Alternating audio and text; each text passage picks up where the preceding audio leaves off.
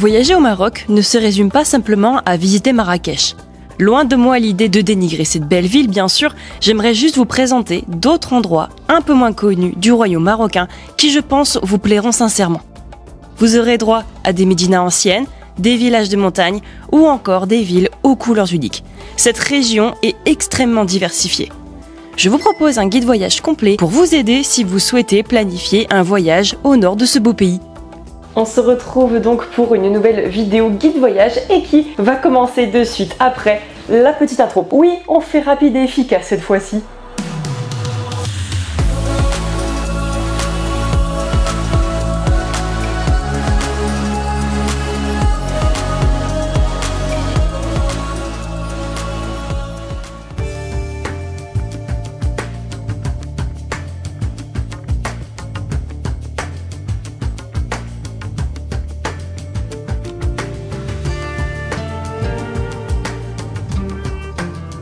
Le nord du Maroc est riche d'un patrimoine historique absolument unique. C'est dans cette partie du royaume que se concentrent 3 des 4 anciennes villes impériales qui ont rythmé l'histoire du pays pendant des siècles. Une ville impériale, c'est une ville qui a été désignée pour être la capitale du pays. Et ces anciennes villes sont décrites comme étant les plus anciennes médinas du pays, voire même du monde, avec de superbes trésors architecturaux. Si les structures mauresques et l'architecture marocaine vous intriguent, je vous garantis que vous ne serez pas déçus par ces merveilles.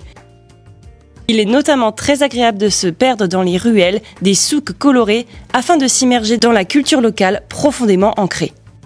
Mais surtout, c'est dans cette région que se trouvent les paysages montagneux du Rif, une chaîne de montagnes dans lequel ont vu le jour des villages absolument incroyables, comme celle que l'on appelle la perle bleue du Maroc.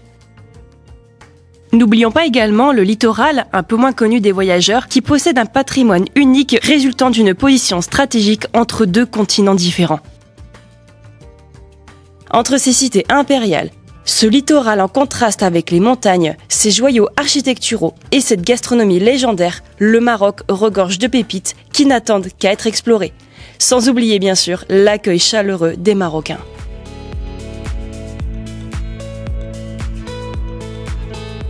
Pour cette question, je vais surtout me concentrer sur le nord du Maroc puisque vous allez constater que les saisons de visite vont différencier quelque peu entre le nord du Maroc et les régions un peu plus au sud. Donc nous sommes rendus dans le nord près de la côte et je dois dire que pour Fès et Meknès qui étaient un peu plus dans les terres, c'était juste bien, mais parfois il faisait peut-être un peu chaud. On avait des températures qui atteignaient facilement les 36-37 degrés. Tandis que à Chefchaouen, dans les montagnes du Rif, en altitude, et Tanger, près de la côte atlantique, on avait quand même des températures un petit peu plus fraîches. On était plutôt aux alentours de 29-30 degrés, donc on a quand même perdu des degrés. C'est pourquoi je dirais, si vous voulez faire Tanger et Chefchaouen, je pense que ça ne pose pas de problème d'y aller pendant l'été. Par contre, Fès et Meknès, ça risque d'être un petit peu chaud. Nous y sommes allés au mois de mai, donc pour toutes ces zones finalement c'était très bien. La météo était certes un petit peu changeante au niveau de Tanger, parfois on avait de la pluie mais les éclaircies arrivaient par la suite, et à Chefchaouen je dois dire que quand il n'y a pas de soleil il fait un petit peu frisqué,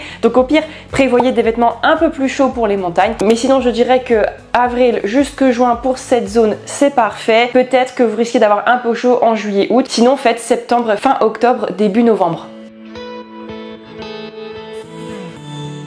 Pour ce premier voyage au Maroc, nous avons décidé de nous concentrer avant tout sur le nord du pays pour prendre le temps d'explorer certaines anciennes cités impériales du royaume. Et pour ça, nous avons donc pris vraiment notre temps d'explorer que quelques villes et non pas toutes les villes que j'avais prévues initialement, parce qu'on voulait faire un petit peu en mode slow travel et aussi s'imprégner de la culture et de l'atmosphère de chaque ville. Et j'avoue que ça fait vraiment la différence. Mais je peux comprendre que ce n'est pas le cas pour tout le monde et que vous avez un temps plus limité. Alors donc voici ce que nous avons visité. En premier nous avons Meknès, la dernière des cités impériales qui malheureusement je trouve est un peu trop oubliée par les touristes. Nous avons ensuite Volubilis qui est la cité archéologique romaine la mieux préservée du Maroc. Fès, l'une des plus anciennes médinas du pays avec ses superbes médersa, école coranique. Nous sommes ensuite allés à Chefchaouen qui est la perle bleue du Maroc. On ne vous la présente plus, elle est magnifique. Et à côté de Chefchaouen, je suis allée à Akchour qui est un paradis vert perdu absolument magnifique. Et pour terminer cette boucle, dans le nord du Maroc, nous sommes arrivés à notre point de départ qui était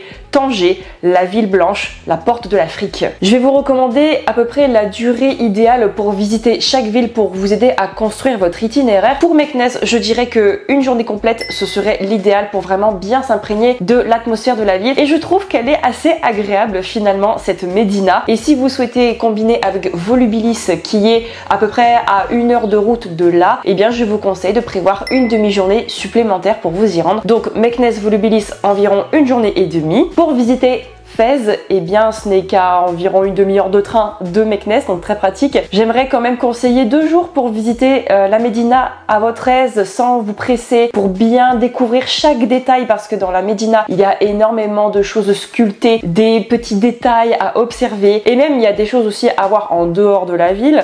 Donc 2 jours pour Fez, ce serait le minimum. Pour Chefchaouen, je dirais également de passer la journée et si possible d'y dormir la nuit pour pouvoir observer le coucher du soleil sur la ville bleue depuis la mosquée espagnole. Et aussi la ville de nuit, elle est assez vibrante, très colorée. Moi j'ai bien aimé Chefchaouen et je trouve qu'une journée c'est pas trop quand on veut vraiment prendre son temps à 100%. Et si vous comptez comme moi visiter Akchour, le paradis vert qui est à 45 minutes de là, alors là prévoyez une journée de plus pour pouvoir visiter cette zone naturelle. Et pour Tanger, la ville blanche tout au nord, eh bien je recommanderais également 2 jours sur place pour vraiment prendre le temps, mais aussi pour s'éloigner un petit peu du centre, pour aller par exemple visiter la grotte d'Hercule, un endroit qui est assez réputé sur la côte, et si aussi vous voulez profiter des belles plages de Tanger, parce que c'est aussi le Farniente, une station balnéaire dans laquelle il fait bon vivre tout simplement. Donc 2 jours sur Tanger. Si on met tout ça ensemble, ça nous fait à peu près une grosse semaine, je dirais peut-être 8-9 jours. Mais si vous voulez partir sur 15 jours de voyage, alors dans ce cas, je peux vous recommander d'ajouter d'autres villes qui valent le coup, notamment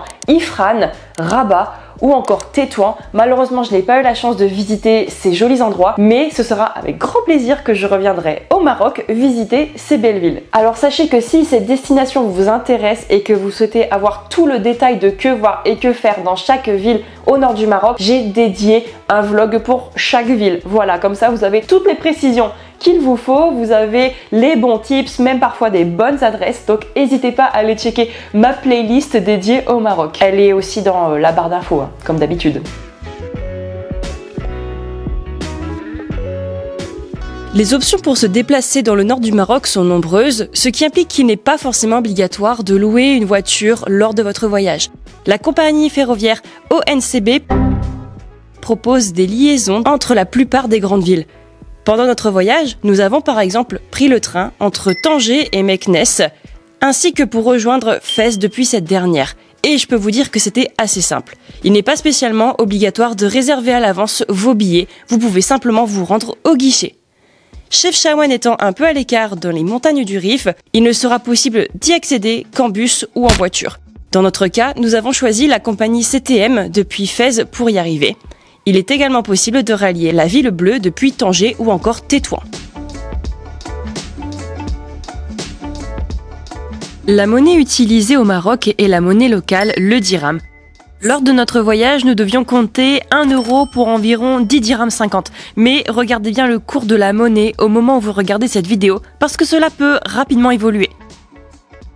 Il est préférable de payer avec de l'argent liquide, car certaines boutiques et restaurants n'acceptent pas la carte bancaire. Les euros n'étant pas spécialement acceptés, faites donc un retrait d'argent à votre arrivée ou échangez avant de partir.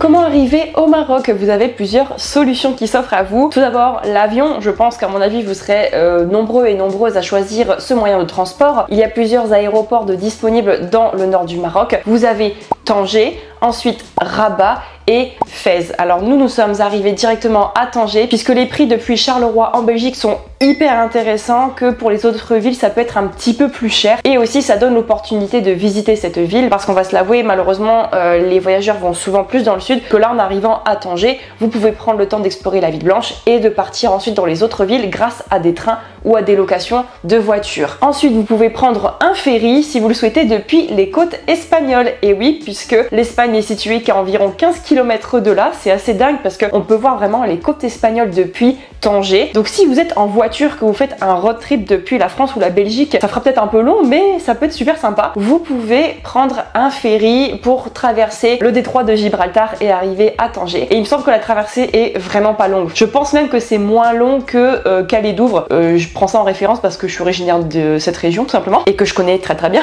Donc vous pouvez faire ça. Et alors, il est dit que d'ici quelques années, ça va arriver, je pense très bientôt, si je me trompe pas, en 2026. Je vous mettrai la date correcte ici. Il se trouve que un tunnel donc sous le détroit de Gibraltar, un peu comme le tunnel sous la Manche, va voir le jour pour connecter avec le train l'Espagne et le Maroc. Autrement dit, l'Europe et l'Afrique seront ralliés par un train. Donc ça, regardez bien. Donc ça, pareil, c'est si vous êtes intéressé. Mais voilà, vous serez certainement plus à choisir le vol. Donc moi, je vous recommande plutôt d'atterrir à Tanger ou alors à Rabat et à Fès si vous voulez explorer ces villes.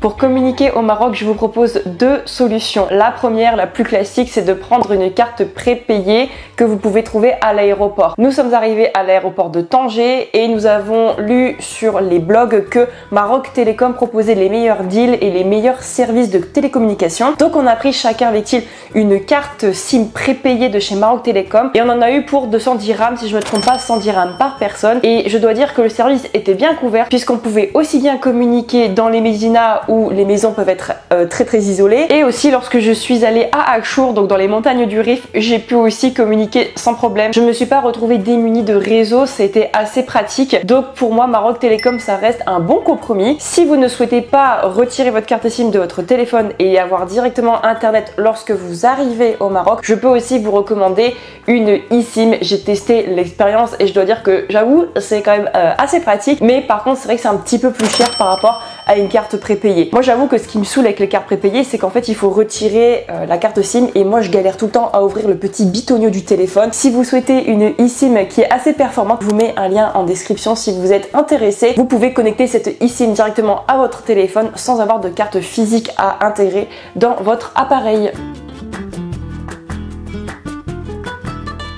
Est-ce que c'est ok de voyager seul au Maroc? Alors j'ai pu tenter seulement l'expérience sur une journée. Je sais, c'est pas énorme, mais ça m'a donné un petit avant-goût et je voulais vous partager mon sentiment à ce sujet. Alors j'en ai déjà parlé dans ma vidéo dédiée à Akchour, puisque c'est là qu'en fait je suis partie seule. Il n'était pas très bien à ce moment-là. Moi j'ai quand même voulu y aller, donc j'ai pris un sac à dos, j'ai pris un taxi local et j'ai passé la journée dans ce village perdu dans les montagnes. Et ben je dois dire que c'est un de mes meilleurs souvenirs, un des meilleurs, hein, je veux dire, parce que forcément avec Tulle on a partagé aussi des bons moments. Mais j'avoue que je m'attendais tellement pas à cette expérience et je me souviens que j'avais le sourire absolument tout au long du trip. Et en fait ça m'a donné vraiment l'envie de retenter l'expérience. Pourquoi? Parce que les gens étaient extrêmement bienveillants. Enfin, il y avait des femmes qui avaient l'air ultra étonnées en fait que je me promène toute seule, donc en fait elles ont été hyper attentionnées avec moi. Il y a des gens qui m'ont offert le thé marocain, ça je vous en ai déjà parlé. Donc vraiment en fait je me suis sentie très bien, j'ai pas eu de sentiment d'insécurité et en fait j'ai envie de retenter l'expérience dans d'autres zones du Maroc, que moi j'ai envie d'explorer tout le Maroc. Par exemple, je me dis pourquoi pas peut-être tester Marrakech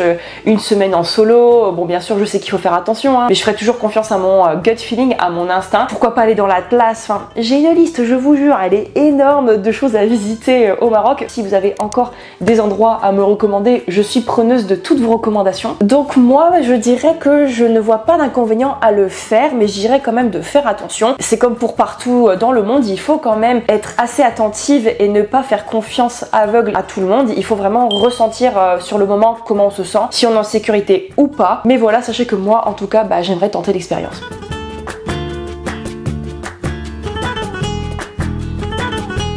Si vous souhaitez avoir une idée du budget que vous pouvez débourser pour ce voyage dans le nord du Maroc, je vous partage ici un graphique avec le montant des dépenses par différents postes. C'est un budget qui s'est écoulé sur 10 jours et bien pour 2 personnes. Les logements étant le poste le plus cher, suivi par les transports ainsi que l'alimentation. Et vous verrez que les activités, la portion est assez faible. Ce qui nous a fait un total d'environ 850 € par personne pour ce voyage.